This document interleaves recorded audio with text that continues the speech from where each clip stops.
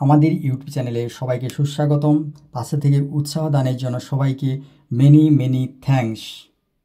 The theme of the greenhouse effect by Carl Dennis revolves around the আমরা প্রিয় ছাত্রছাত্রী আমরা এখন গ্রিনহাউস এফেক্টের বিষয়বস্তুটা নিয়ে আলোচনা করছি, যে এখানে বিশ্ব উষ্ণায়নের কি প্রভাবটা আছে সেটা সম্বন্ধে কার্ল ডেনিস আমাদের কবিতাতে কিসের বিষয়বস্তু তুলে ধরেছেন।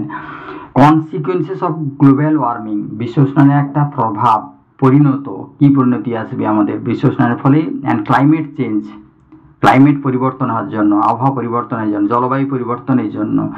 দ্য পোয়েম হাইলাইটস করছে, কি হাইলাইট করেছে, যে হিউম্যান গ্রিডকে তুলে ধরেছে, নেগলিজেন্স, অবহেলা এবং এক্সপ্লয়টেশন অফ নেচার, প্রকৃতির ধ্বংস উইল আলটিমেটলি আমাদের কোথায় নিয়ে যাচ্ছে, মূল লিড টু ডাইসেস্টার।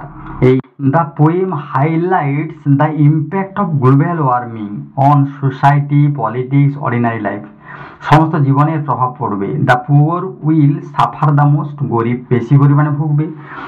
ফেসিং প্রভার্টি, তাদের দারিদ্র দেখা যাবে। Food shortages and hard labour, কঠোর পরিশ্রম করতে হবে, খাবারেরও অভাব তাদের থেকে।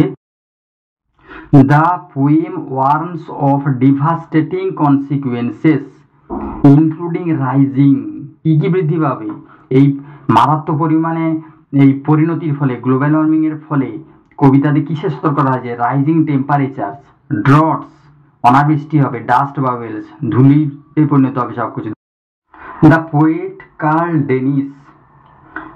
ডেনিস কবিতায় কি বলেছেন, যে এমফেসাইজেস, গুরুত্ব দিয়েছেন, the need for sustainability and respect for nature to prevent catastrophic outcomes, যে মারাত্মক পরিমাণে ক্ষয়ক্ষতি থেকে প্রতিহত হতে আমাদেরকে নেচারকে সম্মান করতে হবে, প্রকৃতির স্থিতাবস্থা বজায় আনার জন্য, নিড ফর সাস্টেনেবিলিটি, যাতে আমরা এই স্থিতাবস্থা ফিরিয়ে আনতে পারি। The poem concludes with a tone of acceptance, suggesting that কিসের একটা পরিবেশকে আমাকে গ্রহণ করতে হবে, পরিবেশকে মানি, তারপর প্রভাব খাটানো চলবে না। Human beings will adapt to the new reality, adapt করবে নতুন বাস্তবকে। The poem uses satire and irony, কবিতাটিতে একটা স্যাটায়ার করা হয়েছে, ব্যঙ্গ করা হয়েছে, আয়রনি করা হয়েছে, ক্রিটিসাইজ করা হয়েছে, কাকে, রিচ নেশনসকে। তারা কি প্রায়োরিটাইজ করছে, that prioritise economic dominance over environmental, প্রকৃতির উপরে অর্থনৈতিক প্রভাব খাটাচ্ছে, নিজেদের ইকোনমিকটাকে বাড়াতে গিয়ে প্রকৃতিকে ধ্বংস করছে।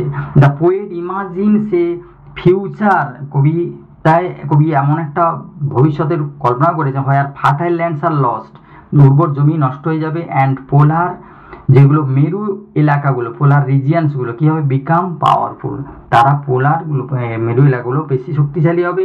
The main message is that, প্রধান বার্তা হয়, that power and wealth, power মানে শক্তি বা ক্ষমতা, ওয়েলথ মানে হচ্ছে সম্পদ, ক্ষমতা এবং সম্পদ, can not save us from ecological disaster, এই ইকোলজিক্যাল ডাইসেস্টার থেকে আমাদেরকে কখনোই রক্ষা করতে পারবে না, যতই আমার ক্ষমতা থাকে, যতই সম্পদ থাকে। Only respect for nature can, কেবলমাত্র প্রকৃতি যদি আমরা সম্মান করি তাহলেই কিন্তু আমরা উদ্ধার পাবো।